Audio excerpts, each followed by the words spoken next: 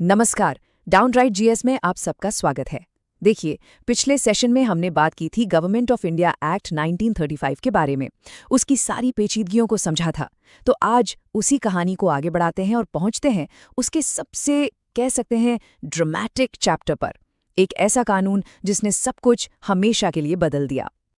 चलिए सीधे उस ऐतिहासिक कानून की गहराइयों में उतरते हैं जिसने न सिर्फ ब्रिटिश राज का अंत किया बल्कि भारतीय उपमहाद्वीप का पूरा नक्शा ही बदल कर रख दिया।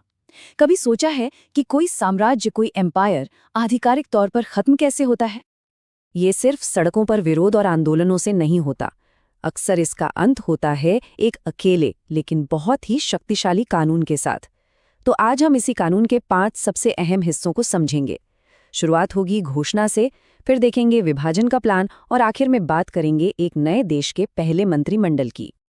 हर बड़े बदलाव की एक शुरुआत होती है, अक्सर एक घोषणा से। एक ऐसा ऐलान जो घटनाओं की पूरी एक चेन शुरू कर देता है। तो हमारी कहानी भी बिल्कुल वहीं से शुरू होती है, घोषणा और विभाजन से, जिसने आज़ादी का पूरा मंच तैयार कर दिया।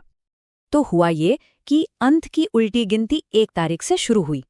20 फरवरी 1947 ब्रिटिश प्राइम मिनिस्टर क्लेमेंट एटली ने एक ऐतिहासिक घोषणा की। उन्होंने कहा, भारत में ब्रिटिश शासन 30 जून 1948 तक समाप्त हो जाएगा। बस इस एक वाक्य ने आने वाले कल की पूरी दिशा ही तय कर दी।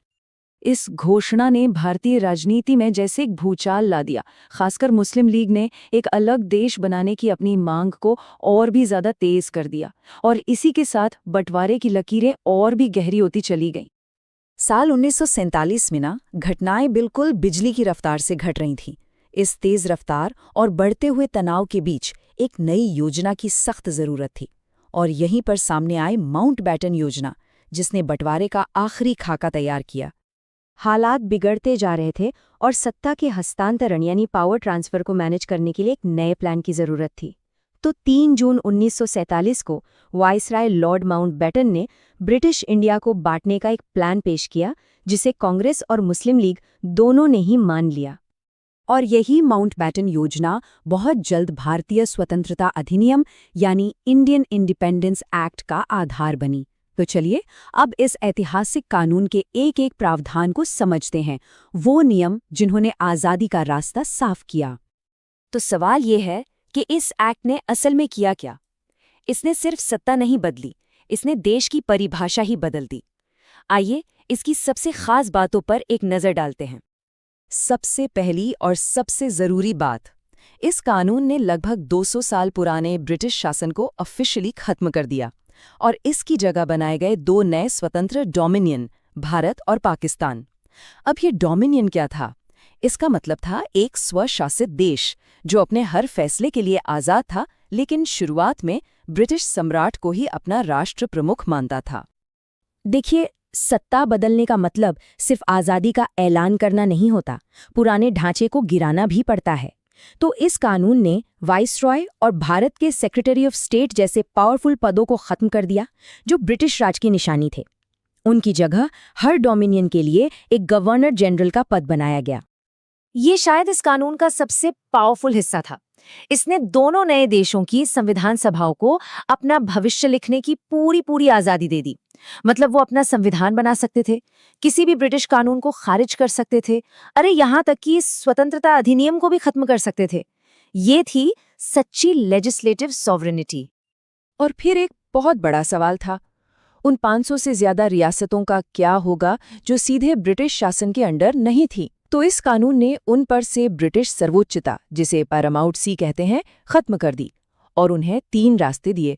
भारत में शामिल हो जाओ, पाकिस्तान में शामिल हो जाओ या फिर आज़ाद रहो। इसी एक लाइन ने भारत के एकीकरण की सबसे बड़ी चुनौती खड़ी कर दी थी।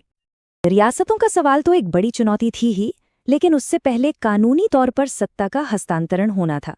कानून बन चुका था, अब बारी थी उस ऐतिहासिक पल की जब सत्ता हाथ बदलेगी, यानी आधी रात को मिलने वाली आज़ादी। तो कानूनी ढांचा तो तैयार था और फिर वो पल आ ही गया। 14-15 अगस्त 1947 की आधी रात, जैसे ही घड़ी ने 12 बजाए, ब्रिटिश शासन खत्म हो गया और सत्ता 2 नए डोमिनियन, भारत और पाकिस्तान, के हाथों में आ गई।